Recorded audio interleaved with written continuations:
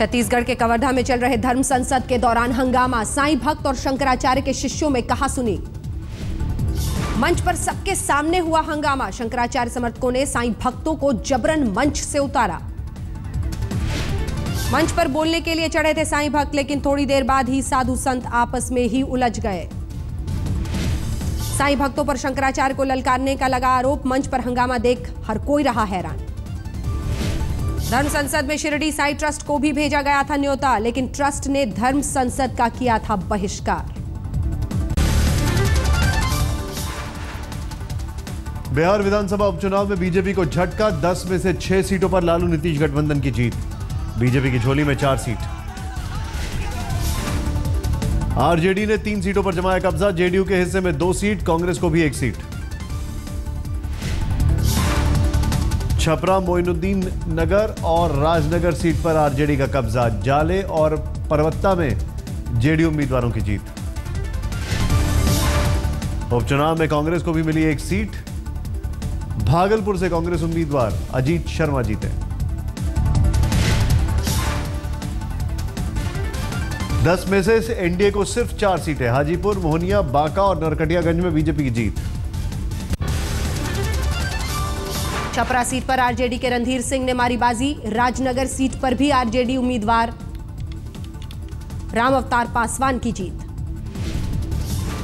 Mohiuddin Nagar seat पर भी RJD का कब्जा। आरजेडी के अजय कुमार बुलगानन ने बीजेपी उम्मीदवार राजेश कुमार सिंह को हराया। परबत्ता सीट से जेडीयू उम्मीदवार रामानंद प्रसाद सिंह जीते।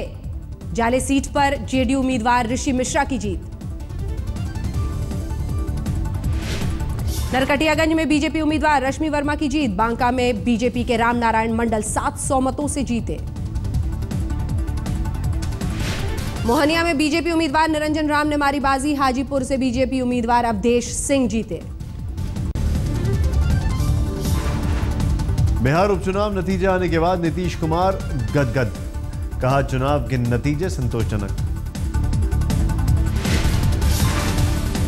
नतीजे आए हैं, उसके प्रति हम अपने संतोष का इजहार करते हैं। नीतीश ने बिहार के मतदाताओं का किया धन्यवाद, कहा एक प्रयोग किया जो कारगर साबित हुआ। लोग अपने विवेक से उचित निर्णय लेते हैं और इसके लिए बिहार की जनता को मैं सलाम करता हूं और जरूरत है इसी मिजाज की, इसी को हम लोग आगे बढ़ाएंगे। नीतीश ने कहा बिहार की जनता ने अपना रुझान प्रकट कर दिया। नीतीश से नतीजे से आगे की दिशा तय। नतीजों के बाद बीजेपी नेता सुशील कुमार मोदी ने ट्विटर पर लिखा, लोकसभा में हम जीते, उपचुनाव में उनकी जीत। सुशील मोदी ने लिखा, हम जनता के फैसले का स्वागत करते हैं, उसको स्वीकारते हैं, हार के कारणों की समीक्षा करेंगे। बीजेपी के शहनवाज हुसैन ने कहा, बीजेपी ने मोदी के नाम पर नहीं मांगा था वोट, यह राज्य का चुनाव था। नरेंद्र मोदी जी के नाम पर यह चुनाव नहीं था, ये चुनाव तो प्रदेश का चुनाव था। देश की जनता नरेंद्र मोदी जी को प्रधानमंत्री बनाने के लिए वोट की थी। शहनवाज हुसैन ने कहा, हम सब अपने कंधों पर लेंगे हार की जिम्मेदारी, हार की समीक्षा करेंगे। पंजाब में 2 सीटों के लिए हुए उपचुनाव में कांटे की टक्कर, 1 सीट पर कांग्रेस और 1 पर अकाली दल का कब्जा।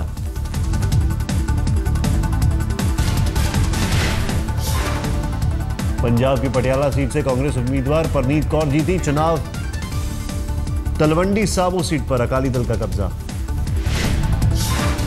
पटियाला में 23,000 वोटों से जीती परनीत कौर। आम आदमी पार्टी के उम्मीदवार की जमानत जब्त। वेव चल रही थी, वो उस वेव को लेकर आपका क्या कहना है? देखो पंजाब जीत के बाद बोली परनीत कौर, कहा पंजाब में मोदी की कोई लहर नहीं।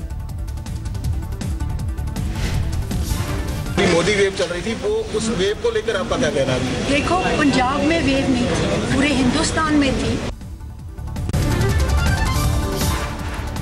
मध्य प्रदेश में 3 सीटों पर हुए उपचुनाव के नतीजे घोषित, 2 पर बीजेपी, 1 पर कांग्रेस की जीत।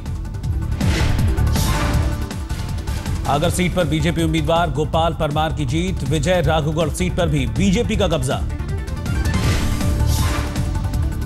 महोरीवन सीट पर कांग्रेस ने मारी बाजी। कांग्रेस उम्मीदवार सौरभ सिंह 8,000 से ज्यादा मतों से जीते।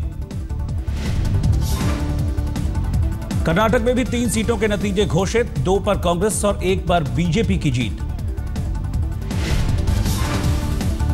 बेल्लारी और चिक्कोडी सडलगा सीट पर कांग्रेस का कब्जा। शिकारीपुरा सीट पर बीजेपी को जीत।